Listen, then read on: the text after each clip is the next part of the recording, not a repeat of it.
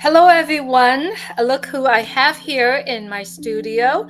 Today, I invited Jennifer Dickinson from Canada to come on and just have a conversation with me. It's really important for me to get connecting with other people, not only learn a little bit more about them, but also introduce them to other audience out there as well. And so today, I really appreciate you, Jennifer, for taking your time. I know that you have a very busy schedule, but you're still taking time to be here with me. So I really appreciate it. By the way, that color looks great on you. I love it. And Oh, nice thank to you. meet you. Nice to meet you. Thank you for having me. Thank you so much. You and I are connecting in a community called OnPassive for a few years. We can talk about that in a bit. But I've learned about you through the years that we've been together in this company OnPassive together.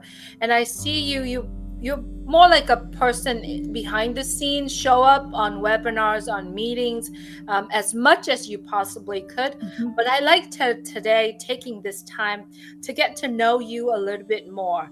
So please tell me where you're from. Obviously, you're from Canada, but tell me a little bit about where you're from, family, and however to the extent that you want to share. Okay. Yeah, so I'm from Calgary, Canada. Um, it's in Alberta, so we're kind of on the west coast. We're considered mountain. We're on the mountains. So for people around the world who don't know where we are, we're kind of like right on the Rocky Mountains. So it's a beautiful city because we're like within an hour of Banff and a couple hours of Jasper. Which is thankfully starting to rebuild, I believe, after the devastating fire they had up there. My prayers go out to everybody up there. But anyway, we'll keep it light. So anyway, I have 4 grown children. They're all in their adulthood now, so they're all busy doing things, keeping busy.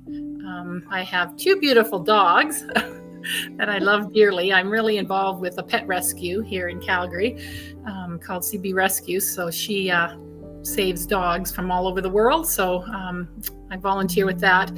And also I volunteer with a childhood cancer charity that we donate money to families that are in financial need. So most of the times when something happens in a family, one of them has to quit the job to look after the child. So that's kind of we raise money. So we have our big charity run. I was just telling you earlier, we have a big charity run on September 14th. So it's kind of chaotic around here. So I'm a little crazy, but how does someone get involved to the charity that you are doing or the event coming up? If we do know there are a few people, a handful of people from our community coming from that area. Mm-hmm. Yeah, we've got quite a few actually. I've met that's the great thing about OnPassive. I've met quite a few people in Calgary that are in OnPassive, like Engineer Mike and Gemma and Polly Cherry, Naka. There's quite a few. My friend Flo, who introduced me, I already knew her, but that but it's just amazing who I've met over the years, just because of being with OnPassive. So it's been quite exciting. So yes. Yeah, and then.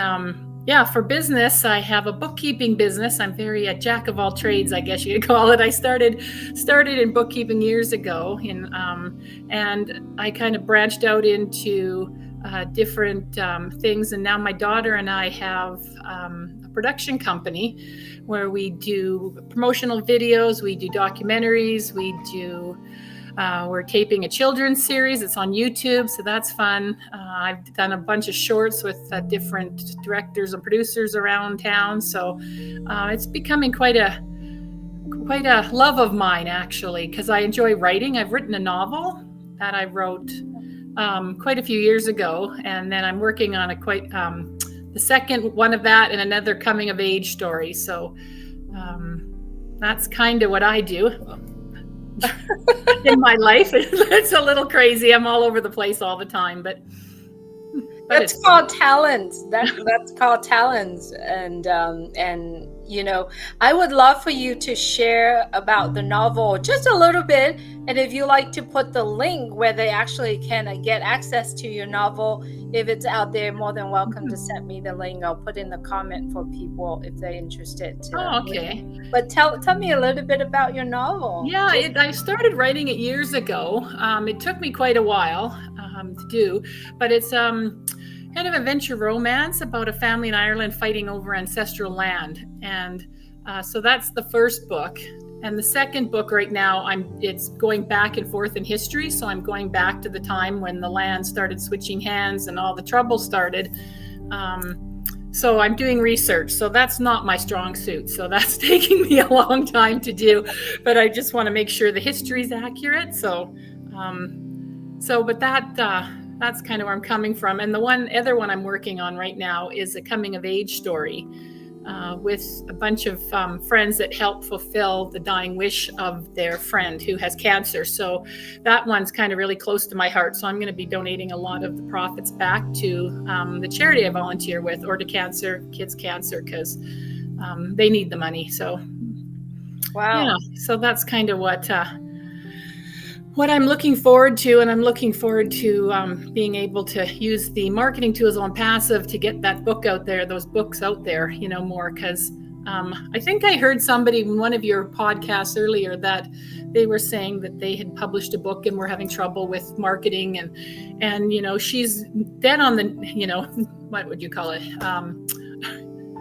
Anyway, right with it. I was going to try to think of the slang thing to say, but I can't. Hit the nail on the head. That's the word I'm looking for, because it is really hard to break into the publishing world, because to get a publisher, you need things are just missing my mind today. You need a literary agent. Sorry. So to get a publisher, you need a literary agent. And to get a literary agent, they usually want you to have been published before they'll start representing you. So it's kind of like a catch-22. So a lot of new authors, we go the self-publishing route, which is great because your book gets out there, but then they don't market for you. So you have to be a marketing genius, basically, to get any traction on your book. Like some stores will take your book in the stores, but not so much. So I'm really looking forward to being able to remarket my first book and get the other ones out there and spend the rest of my life writing. Kind of, that's what I like to do. So oh, you just gave me a chill, because because you can see how fast and how awesome it is, the OnPassive community, out there. And so the best thing to do is just put it out there. Go, like a lot of the interviews actually, when you come on to interview in certain area with certain venue, and I see that nowadays authors out there are getting on podcasts, every podcast that they can get themselves into. Which is so right. You're not only being an author yourself, but you have to be great at marketing as well. You do. Yeah, and I'm not a great marketer, so that makes it hard. Yeah, I don't know if this channel is gonna help, but more than welcome to put your link in this one. Yeah, well, thank you. That would be great. Then, people, and I believe that there are so many people that interested in what we do, out there in the world. So all we got to do is just put things out there in front of them. Yeah, I think the individuals that you referring to was Romola Hoda's. Okay, yeah, that was who it was. Yeah, and then there's another person that she wrote her biography. Lily Lane is another individual that she's working with. But okay. I believe there's a lot of authors out there. Yeah, there is. I've met a few in the community. Yeah. Will you be writing on Passive Story? Yeah, I don't know. Probably. I could write what I see from the outside, from my. But it is going to be a very interesting story. So. Yeah, I have a lot of respect to authors, though. The people that actually can put together, because it takes me a long time to write. Yeah. And so, kudos to what you're doing. We could do the documentary when it comes out. That's. Yes. That was my next question: is will you do the documentary? It would be so fun to tell that story. Yeah. It'll be so interesting. Yeah. Well, it will be. Yeah, it would be it's going to be, I think, something that goes down in history, right? That people are going to look back and go, wow, I can't believe that happened. I can't believe those people saw what they saw when nobody else did. That's going to be an interesting time in history, I think, when, people start seeing what's going on and being like, wow, that's. It is crazy. And then we all looked back and we said, oh, I remember that day. I was here. I was doing this. I was preparing how I'm feeling at the time. Very interesting to look back. So when did you join to ONPASSIVE? It was October 2020. October 2020. So it'll be 4 years coming this October. And I actually did it very begrudgingly because I was, my friend Florence was trying to get me to listen to a webinar, and I was having, I'm like, no, I'm not doing that.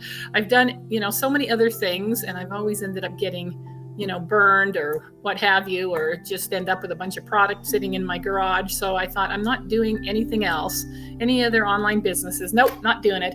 And then she just kept asking me, so I finally listened, and then I thought, oh, wait a minute, there's something here. I should actually pay attention. So I did. I joined back then in October, more out of fear of missing out, to be honest, because I was like, well, what if this does work? What if this man's a genius, and this whole thing, his whole vision just comes to light, right? Like I could be part of that. Why am I, not taking this chance? So I did. And then I just started paying more attention and watching the videos and going to all the webinars. And it took me probably 2 years before I actually started getting on the webinars. I just was more than happy to sit there and watch them from afar. And then I started, when Chris started up the Obless group, that's when I got involved, because that's really where my heart is, because I just have always been someone who volunteers with organizations, and I could just see how Obless can help a lot of charities out there, like grassroots charities that are actually doing things. And I was thinking about that the other day, about the charities that are out there, and a lot of them, the bigger ones, the money doesn't get to where it needs to be. And, my goal is to make sure that these grassroots charities, no matter what they're doing, they get funded, because those are the people on the ground doing things, feeding the homeless, finding them places to live, helping kids with cancer, helping animals, cleaning the oceans. It's the grassroots people doing that, not the big corporation charities. So, that's where my focus is going to be, I guess you could say. Are you happy that you finally said, okay, I did join? Yes, I am. Yeah, it was the best decision I ever made. Sometimes, you make choices and you're like, that wasn't such a great idea. But this one, I have no regrets. So that's great money spent, right? Yeah. Great money spent. Yeah. Totally. Great $97. Yeah, at home. Yeah. Well, I think it was 133 Canadian, but because our money is horrible. But it's but still $133, to help change the world. That's well worth it to me. Yeah. Talk a little bit about how did you, when you grew up, your parents, a little bit about your family. Oh, okay. I was actually born in Vancouver. My dad, this is what the documentary sort of started with. My dad was the one of the founding directors of the Vancouver Opera. He was an opera singer. He was in the war, in World War II. He was older when I was born, so he was 50. So he was actually in World War II. He was up in he stationed in the Aleutian Islands up there to protect that part of North America during the war. And then he went over to Europe, and he took opera training and became an opera singer and sang over in Germany and Italy and England. And then he moved back to Calgary, or back to Vancouver, because he was born in Montreal. So he moved back to Vancouver, and then he met my mom, and apparently fell in love instantly on sight. So then they got married. But he was one of the founding directors of the Vancouver Opera, and he was there for probably 15 years. And then he moved to Calgary and helped build the Calgary Opera up to what it is today. So I grew up around opera, basically. So it was a very exciting life because it was, backstage all the time. I was one of those backstage kids. So it was it was really a fun experience. And my mom's family is from the PEI area, so they're Acadians. So we have relatives on that side all over North America because the Acadians left Canada depending on who was in charge of Canada at the time, it was the French or the English, and they kept getting deported back to France. So a lot of them took off down to Louisiana and down in that area, New Orleans. So, very interesting. Have you ever thought about doing a family tree, the documentary of how you are kind of like going back and build this family tree? I don't know if you listened that's to a the cool ones. idea.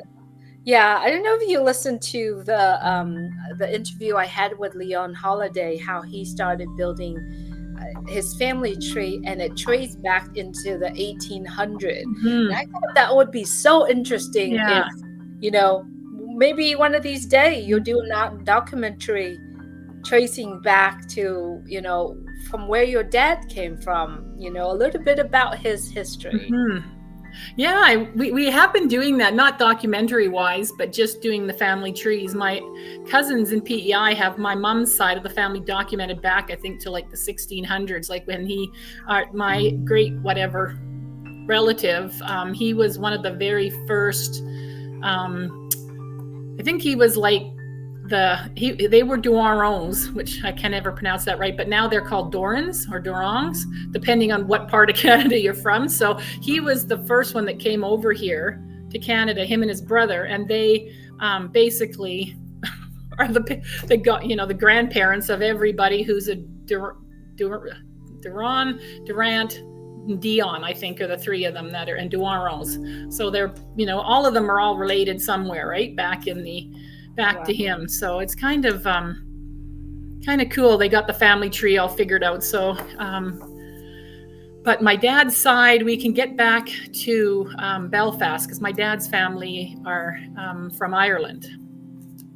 So they go back to Belfast, and then we figure they came over from Scotland because they were Montgomerys, and Montgomery is a Scottish clan. So we think that maybe they came over into Ireland in the 1600s. So I've got to do that, but I haven't, had time to go that back would be that so far. fun. Yeah, that would be so fun. Yeah, I need that show that figures it out, that does it for you, and they get all those people, that show, that's going to be kind of cool. So yeah, that would be so fun.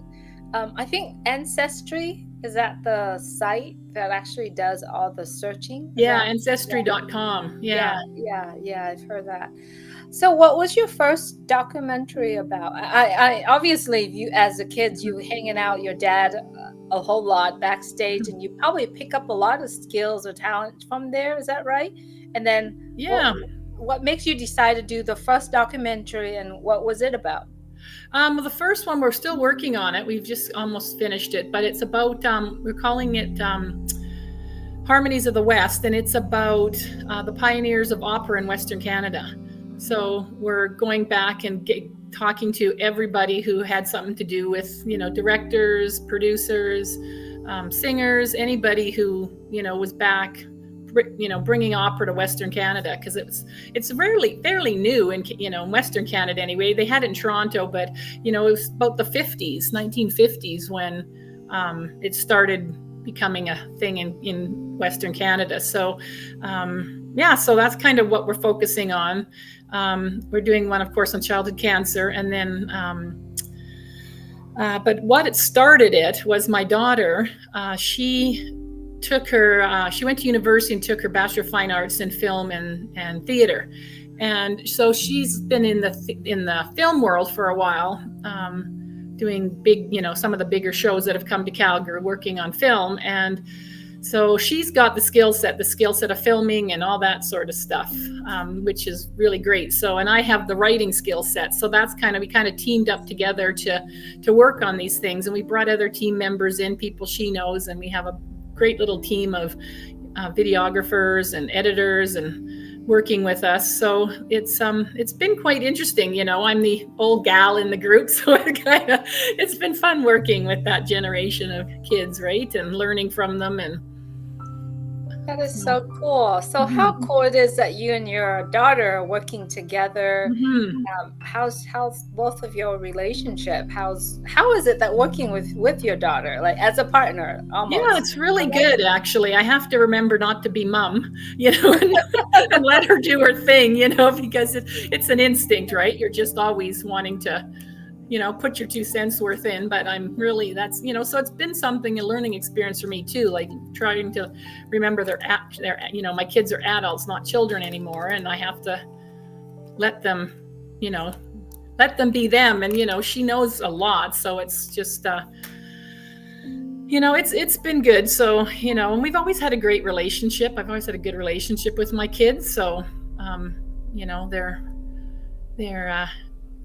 it works out well. She does her thing, I do my thing. We kind of bounce off each other. And so, Is it hard at the beginning, try not to be mom in work? well, In it this was, because I'm like, and because of being with, my bookkeeping business, I have like 2 sides to me. I have the analytical business side, and I have the flaky art side too. I'm kind of, people always laugh at me like, how can you be both? And I'm like, well, I am, because, it's just me. But I'll always be like, okay, we have to get this done. Come on, we got a schedule to meet. And she's just kind of like, la la la, okay, let's.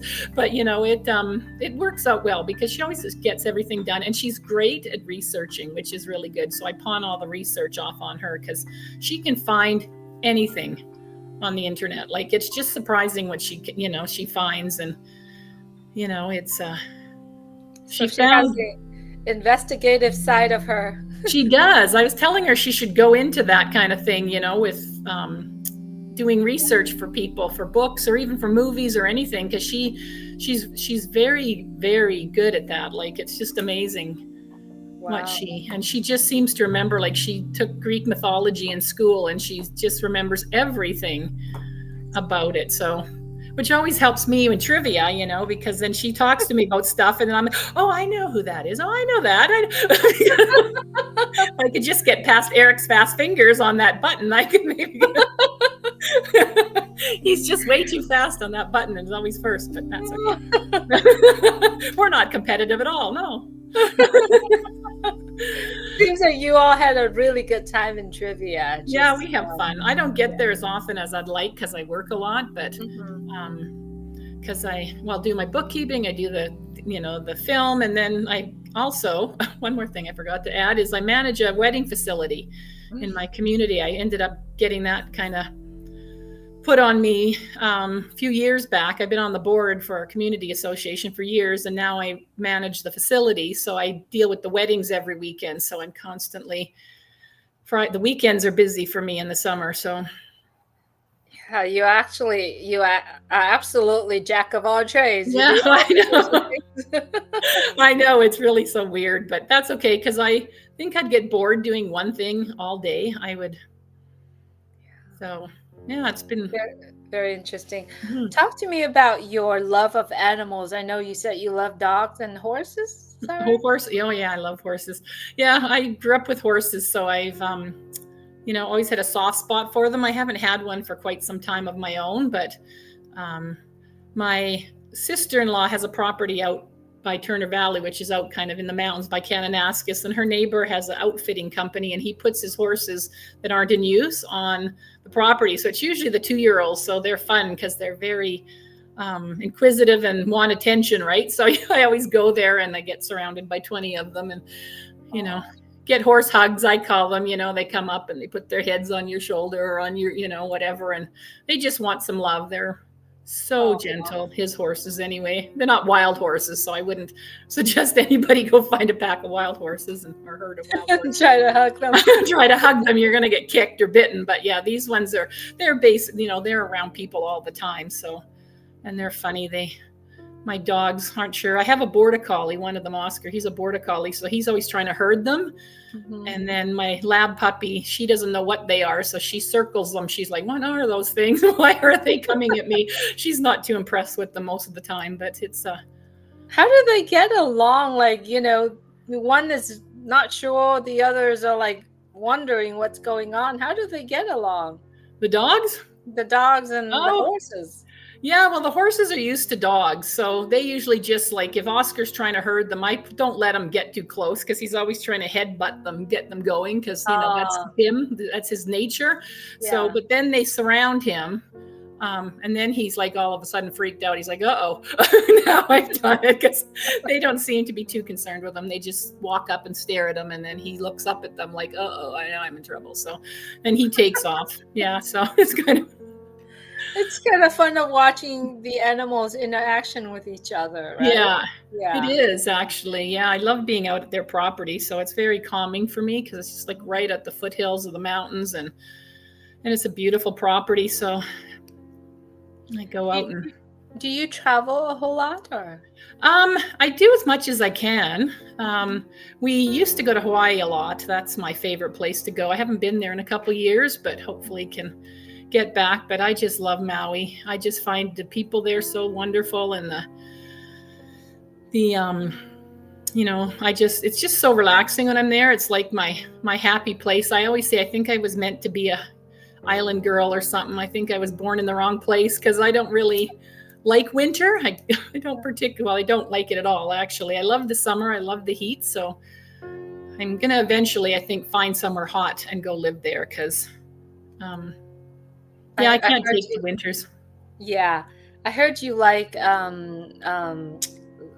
where is it? Julie Pier, St. Lucia? Oh, St. Lucia. Yeah. I'm like, I'm going to go visit Julie because, yeah, it sounds so beautiful there from Yeah. her description. So I'll go around and visit everybody. I've been to California. I've been to Los Angeles, and we used to go to California a lot when I was little because when we lived in Vancouver, it was just easy to go down there. My mom's friend lived in Napa Valley, so we used to go visit her a lot. What place? Yeah. Pretty much our summer travels just go down that coastline down through Washington, Oregon, down to California. So and I've been over to Europe, Scotland and England is where I've been so far but that was just a couple years ago. I went there with my daughter actually because she was going for a wedding. So we went and drove around on the wrong side of the road. It was very scary, but that was okay. So besides St. Lucia that you're looking forward to go, where's another destination you are like, I gotta go there? Oh, I want to go so many places. I want to go to Ireland for sure. I want to go to Italy. I want to go to Greece. I want to go back to Scotland because Edinburgh was one of the coolest places I've ever seen. It was just amazing. I'd love to spend more time there. Like to travel the Polynesian islands, go down and see, some of the things down in the States. Narelle keeps saying to come to Australia, but I don't know if I could take all the bugs there. I'm like, I don't know. You guys got the most poisonous things in the world there. I don't know if I want to be. Yeah, that would terrify me. Yeah, I know. My friend was saying when you have to have big, huge huntsmen or those spiders in your house to kill the poisonous ones, that's not it. People are like, oh, that's just the spider that kills the other spiders that'll kill you. And I'm like, oh, great. That's, yeah. Not my idea of fun, but yeah. Right. There's so many places I'd like to see, but I know we all looking forward to travel the mhm. world almost. There's so many places that we Yeah. haven't touched or explored. Yeah. Since we know a lot of people coming from those areas, so we're Mhm. looking forward to it. So let's go back to on passive really quick. I'm very sure that you've said that earlier that you really enjoy the journey so far when you start Mhm. getting to know what on passive is. How has the journey been for you, and how do you see on passive fit in, or what you are doing right now fit into what on passive is? Well, the journey's been great, actually. Like I think I said earlier, I've met so many great people. Like I would never have met you. I would never, there's so many people that I've met um, over the years that I've become friends with that I never would have met, met people from all over the world. So it's just been, that part has been great. It's like making new friends, new family. It's been wonderful. It's also actually helped a lot with, I don't want to say self-esteem, I guess I could say, but confidence, like being able to talk in front of people. I was never one to do that. When the first time I came on to something, and I don't remember even what it was. It might have actually been, I'm trying to remember what I actually went on and said something on, and I can't remember if it was one of you and Milo's show years ago. In Milo's show, yes. I think I came on and said something really quick, like a 30-second thing, just to say, and then I was done. But I just kind of really come out of my shell, for public speaking since joining OnPassive, and I've done a lot of self-discovery, really learned about myself, learned about what I want to do, learned about where my heart is through OnPassive. Like, I just have found, listening to Ash, it's like having your own self-help guru. I can never say that word, but he is just so inspirational, and he's just so intelligent and so loving and kind. And I just find that, just listening to him, it's like you couldn't pay enough to get the wisdom that comes. The wisdom, that's the word that comes with that he gives you. And it's just, and he's just so open and free with helping people, and he really makes you think and look at your life and look at where you're going. And I've changed a lot in the last 4 years, I gotta say, like, just getting more focused on what I want to do, starting up my business with my daughter. Like, that's probably not something I would have done if it wasn't for OnPassive, because I wouldn't have had the self-awareness to do it. Like, I was stuck in my, I got to stay with this bookkeeping business because that's where my, I know how to do it. I don't need to, learn, whatever, but I've, learned so much new. I've learned so much about, IT and AI and machine learning, like some of the stuff that I've learned, I would never have learned, and being friends with engineer Mike, like the stuff that he talks about and teaches me, it's just phenomenal. So it's not something I would have learned, in before. Right. So, it's been awesome. And somebody was talking to me the other day, which is kind of interesting, about a job they were looking at, and they were doing responses to AI. It was some company where they were going in and they would get like a bunch of AI responses, and then they had to tell this, company or whatever it was, what the best response was for them. Right. So I think they're just trying to build same kind of thing we do with our chat, but it's just, that kind of thing. And they're like, oh yeah, we're doing this. And I was like, oh yeah, because machine learning and blah, blah. And I was saying, that kind of stuff. And they're looking at me like, how do you know that? And I was like, oh. You'd be surprised what I know from OnPassive. But yeah, it's been a great journey, and I wouldn't give it up. Wouldn't, give it up for the world. And it, I think it's going to really be a big help in, my business going forward, because I can use the tools of marketing and the traffic skills that, that are traffic that's coming to promote and market my products, right? Because, like I said earlier, I'm not a marketer and I don't know how to do it. I've tried doing Facebook ads, but, they never seem to work. And I always seem to get flagged for saying something that makes Facebook mad. So it'll be a great help to the business. I can use it to market my documentaries and just, that type of stuff. And then, use OBless and get OBless to help me with my charity work. So that's kind of the two things. Perfect. Yeah. It's perfect. The way how I see is that OnPassive really challenge us, where we can extend ourselves, or where we can be the best version of ourselves. Yeah. And also, for people that in like doing the business, the film, the documentary, OnPassive is a new traffic trend for the business people. because all they got to do is plug their business into OnPassive. They already have new set of traffics that coming organically. Yeah. I mean, there's huge community. I mean, imagine, a lot of what we put out there on Facebook right now. Personally, for me, a lot of the things that I put out there in Facebook, it's not Facebook traffic, or it's not Facebook people that I know prior to OnPassive. It's more Mhm. of what it's in the community of OnPassive. For example, if I promote a product out there for a company that want me or want OnPassive to promote that product, Mhm. when we put it on our Facebook, we already have tons of people, tons of traffics out there. You know, Yeah. whatever area, or what area they're looking for, it's everywhere. So I believe OnPassive is a new traffic trend for other businesses, Yeah. and the important part of it, look how much money people paying for businesses, marketing Mhm. their businesses, tons of it. But Yeah. once they plug it into OnPassive and being part of OnPassive ecosystem, those traffic doesn't cost them with arms and legs. Yeah. Yeah, it's already there. And it is so important. And I don't know if you saw the video I put out last night from Mr. Ash Mufareh, way back when he talked about him. Uh, Marketing was not hard for him. Mhm.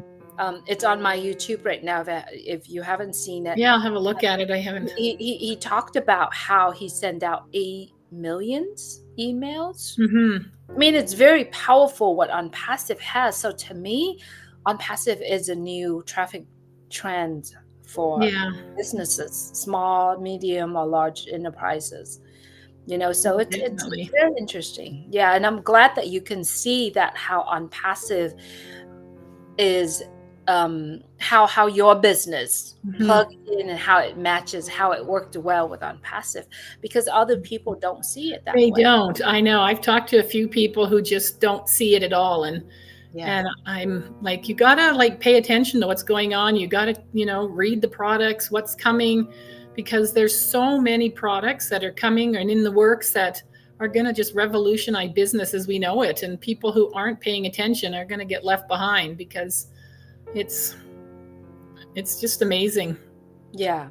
And the one thing that kind of came to my mind now too is, in business, in marketing, you got to have a hook Mhm. of something. It Yeah. could be a slogan, it could be a phrase, it could be a product. Look at OnPassive with the free products, Yeah. that comes in. They could use the free products, and the free products are actually very valuable, above Mhm. market values, right? But Yeah. yet you can get that for free. That is one thing that is, to me, it's a hook. Yeah. And when they come in, they're going to see the entire ecosystem that has almost every single product that is useful for their business. And the one thing that I see too, Jennifer, is the wallet.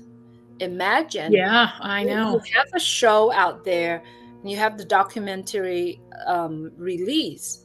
Everybody can actually buy ticket Mhm. through the wallet that you have, instead Yeah. of using the third party.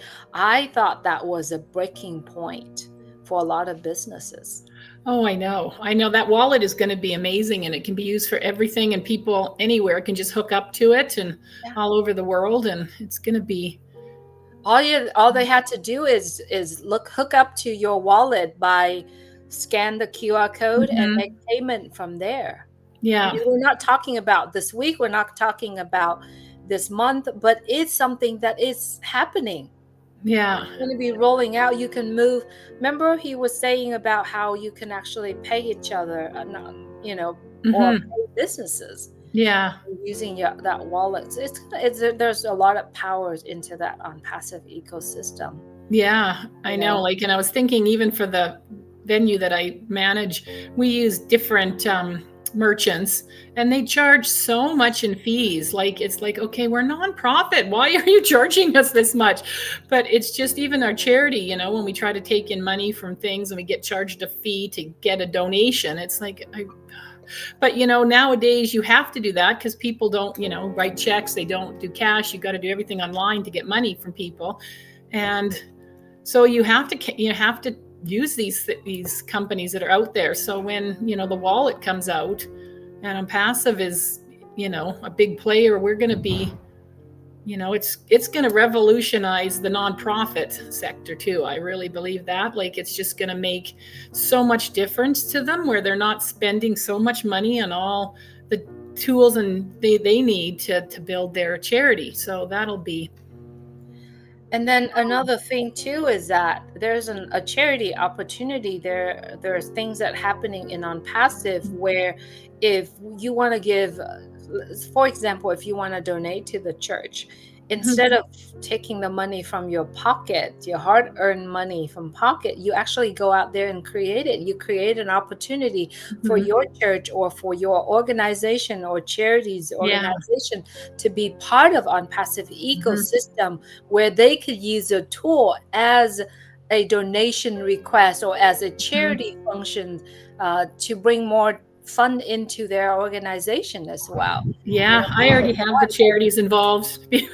Yeah. Yeah, so I saw it right away, and I'm like, all right, you guys are getting affiliate Yeah. position right now, because you need to be Yeah. on board with this. So Yeah. And it is true when, people said there's money is everywhere. All you got to do is, reach your hands find out it. and find it, and yeah, it's very cool where we are, and it's very good. Yeah, very exciting. Yeah. Some days I just vibrate. I'm so excited when I hear things, and I'm like, oh, this is so exciting. Look what's going to happen. Look, I can just see the big vision, the big picture, and I just see so much potential for everything that I'm involved with, whether it's my business or the nonprofits, or just even helping other nonprofits or helping people.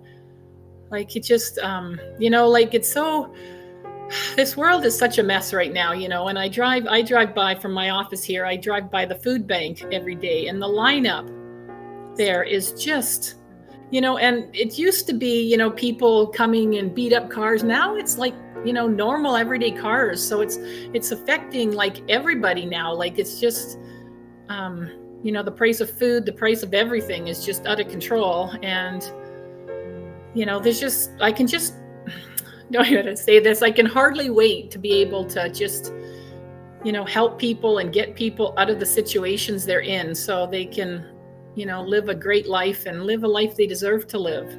Yeah, that's so true. Yeah, it is going to be so much easier, for people just to be part of it. And it's really cool that we get to actually zoom out and see the bigger picture of ONPASSIVE. And then we see the side of our business or the life that we're living in, and we see how both of those actually can sync in together. My words is interconnected together. Yeah. And that's a good word. Like, I really feel that way too when we were talking about meeting everybody. And I've met people from all over the world, and the news nowadays tries to scare everybody, divide everybody, make people villain, make this country a villain, this people a villain. And everybody that I have met, we're all the same basically. We all want our family to live a good life. We all want peace. We all want to have prosperity. We all want to help others. So it's just, there's not saying there's not bad apples out there, because there are, but for the most part, everybody wants the same thing. And it's just really sad that in this world today, that we as a people can't see it. We're just so trained to think everybody else is bad, right? And it's just I wish people could get to know other people in other countries before they start to judge what those people are like, right? Because until you travel, like, a lot of people don't leave their area, and they don't meet new people. They don't meet. And when you travel and you go to other countries, you go to, you meet other people, and you're like, wow, you guys are awesome. Like, I really, enjoy meeting new people and learning about new cultures. And, I find that fascinating. That's one, thing that I really enjoy, learning about other people's cultures. Yes. So it's, But it's always something I've done because, being in the opera world, you met people from all over the place and all different cultures. And you learn about, like opera comes from all over the world as well. So you learn about different, the way they were written or, so it's just, it's always something I've always been very interested in. I had friends from all different cultures growing up. And so, we just did, if I went over to their house, we did what they did. If I went, they came to my house, they did what I did. And it was never, it wasn't odd to me, right? You'd just immerse yourself into whatever their family was doing. And in the last, I don't know, 10 years, it just seems to be, everybody's like, so it's just, I don't know. It's a weird world we're living in right now. You literally took the words out of my mouth. Weird word. Yeah, it is. It is. I feel like sometimes we really have to be open-minded and kind of share the values, because every single individual has its own values, have their own values. And all we have to do is kind of stay open to it. Yeah. Yeah. Take whatever that, that you feel that's valuable to you, and share what you feel that others people may be benefited from it. Yeah. And just have respect for other people. Like, I don't know, where that has gone. Like, the people just don't seem to want to respect anybody when they first meet them. And I'm like, no, you respect people. Then they give you a reason not to respect you. They don't have to earn your respect. I don't believe, anyway. That's my opinion. I think that you should automatically assume people are good and they're going at whatever they're doing with a good heart. And then if they give you a reason not to respect them, then have at her. But I just don't like this thing where everybody's going into, meeting people or doing anything in a business or anything, where they're going in thinking the negative, right? And people, it's not a good way to live, living in the negative all the time. You need to be positive, I believe. Yeah. And coming into something, you need to not always be the winner, Sometimes you don't have to be the right. Sometimes you don't have to be right. You don't have to prove that you're right. All you got to do is stay closer to love, stay closer to, humanity. I think it's better from the way we are dealing with each other. Yeah, it's like the last 10 years was kind of weird. And when you say that about being right, I've learned that, that's one of the things I've learned from working with my daughter, because as being, a parent, you're always like, okay, just listen to me and do what I say. But, as they grow up and they start learning things and they come at life in a different way, you really learn, you learn more. Like, I learn things every day and I'm like, oh, I didn't know that. Oh, I didn't know that. But it's just, people needs to like push the ego aside and learn and grow. And, that's what people can't, some people can't do now, right? They're just so egocentric and they just, can't admit that they're wrong or they don't know something. And, you learn new things every day. And then, like, there's a saying that I saw and it was like, I'm today old and I just learned this. I see that on Facebook sometimes. And I'm like, that's a good thing, because there are things that, someone will be like, and I'm like, oh, I didn't know that. That's really cool. And you think you know a lot about the subject, but then somebody interjects something that they learned or knew. And it's and it is very interesting when you're looking at things, doesn't matter what you're talking, whatever that topic, but if you remove yourself from wherever your position is and look at things in a different angle, you always get to see something that you didn't see. There's no blind side to it if you're looking at this. But if you're looking at this angle, there's a blind side of it. So you really have to kind of pivot yourself around to see certain people. And, you have to be open to new opinions, new ideas, because the world is changing every day. People are changing, technology's changing, medical's changing, everything is different. Like, my mom was a nurse and she would be, she retired when I was born, and then, but even, like years later, she'd be like, oh, this is wrong. And I'm like, Mom, this is a new technology. Like, you haven't nursed for 40 years, you have to move on. Right. But it was, she would never accept the new medical technology or medical information that's come out, right? She would always be like, when I was nursing, this is what we were told. And I was like, okay, but that was in the 50s and 60s, Mom. You gotta get past that. But so it's really important to, just Stay open-minded. be open-minded. Yeah. It's, So what are you looking forward to in ONPASSIVE, and things that you're looking forward to do when all this is rolling out? Well, I'm looking forward to getting rid of some of my jobs, but and just focusing on my writing and the filmmaking. That's kind of where I'm going to stay, and my charity work. Those are where I'm going to, I hope, sit my life. I'm looking forward to traveling, looking forward to being able to fund more films. There's so many young kids out there that have great ideas, but trying to get funding for films is difficult. It's difficult. It's another, like the writing, it's another catch-22, right? If you don't have the right people on board, you're not going to get the grants. You're not, if you don't have the right, whatever they happen to be looking for that year, the grants, you're not going to get them. So I'd love to be able to help fund some of these films. I'm working right now with a friend on a mental health film. So we're applying for grants for that. So hopefully we can get some money for that. But it would just be nice to be able to be like, oh, let's just do it. Here, let's do it.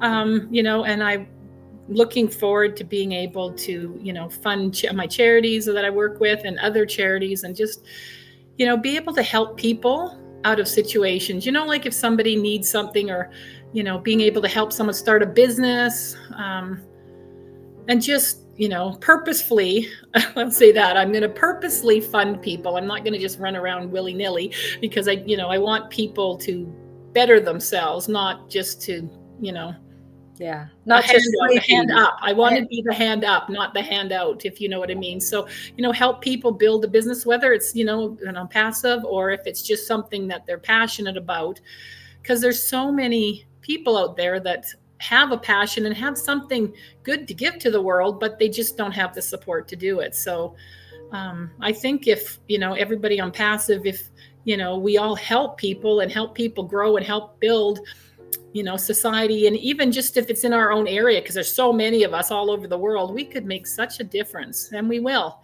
make a big difference in society when we can lift people up and help them get, to their potential. Absolutely.